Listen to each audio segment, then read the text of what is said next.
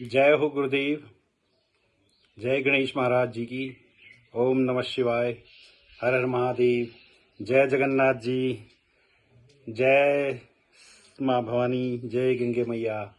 जय श्री राम। आज मैं आपको ज्योतिष के ऊपर कुछ महत्वपूर्ण तथ्य बता रहा हूं।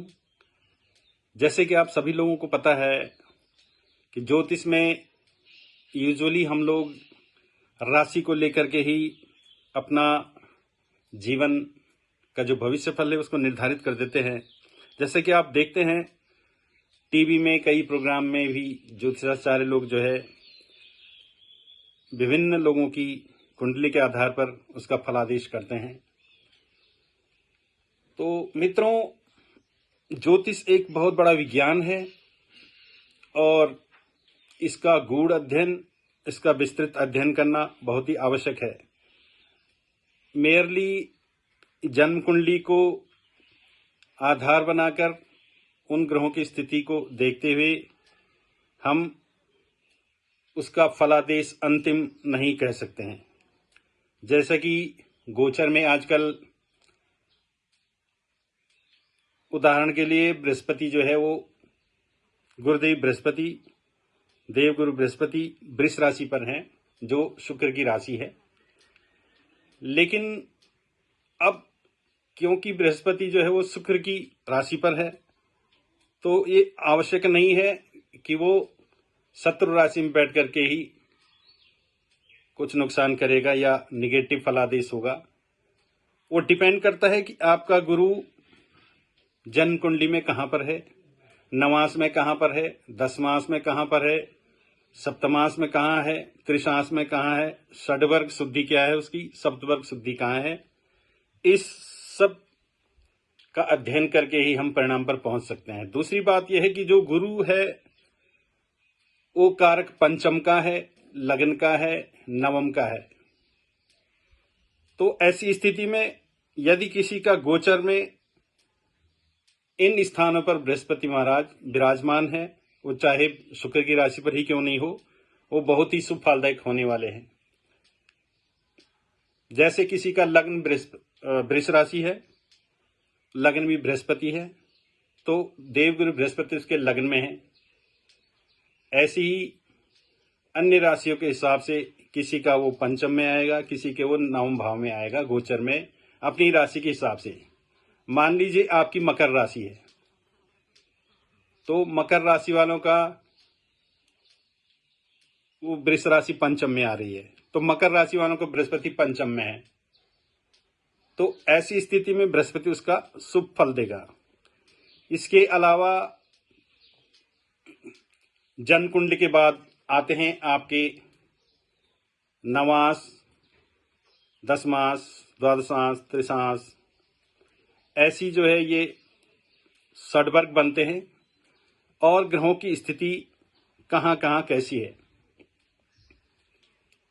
अब मैं आपको ग्रहों की बालादि अवस्था बताता हूं।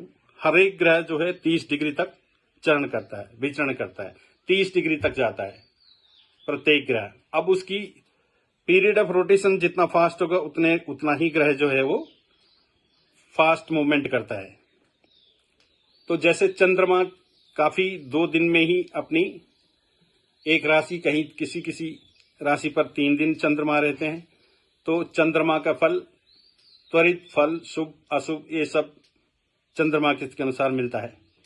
जैसे देवगुरु बृहस्पति है, उसकी महादशा 16 साल चलती है, तो लंबी अवस्था है। यदि किसी का बृहस्पति बहुत अच्छा है, उसको नवांश कुंडली में भी देखें, दशमांश में भी देखें, जो 16 वर्ग हैं, षड्वर्ग हैं, उनमें भी देखें, दृष्टकांड में देखें, सप्तवर्ग में देखें, षड्वर्ग में देखें, 10 वर्ग में देखें, द्वादशांश, त्रिशांश में देखिए और उसकी डिग्री देखें।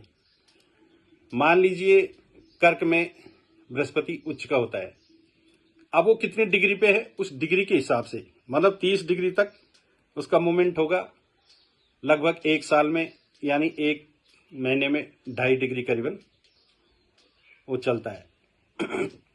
तो घटी और पल उसमें जो है डिवाइड करके उसका मूवमेंट होता है।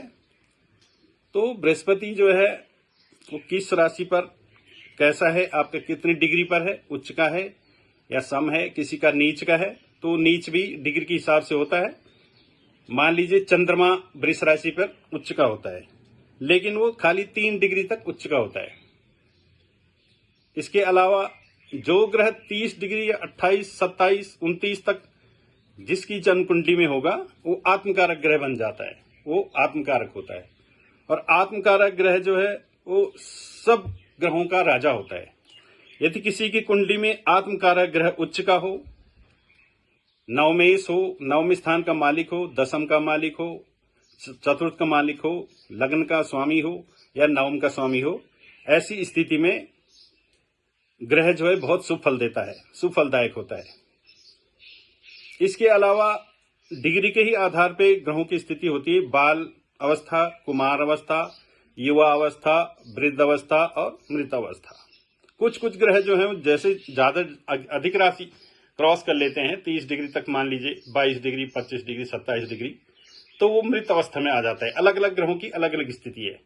कोई ग्रह ऐसा है कि वो 8-10 डिग्री तक जो है वो बाल अवस्था में होता है। कोई ग्रह जो है वो 1 डिग्री से 5, 7, 10 डिग्री तक मृत अवस्था में होता है। कोई वृद्ध अवस्था में होता है, कोई युवा अवस्था में, कोई कुमार, अलग अलग अवस्थाएं इनकी डिग्री के हिसाब से होती है।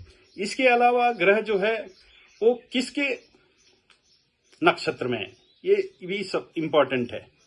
वो मित्र के नक्षत्र में है, अपने नक्षत्र में है या किसके नक्षत्र में है। इसके अलावा वो उसकी जो शयनादि अवस्थाएं होती है वो गमन अवस्था में है, आगमन अवस्था में है, सभा अवस्था में है, आगम अवस्था में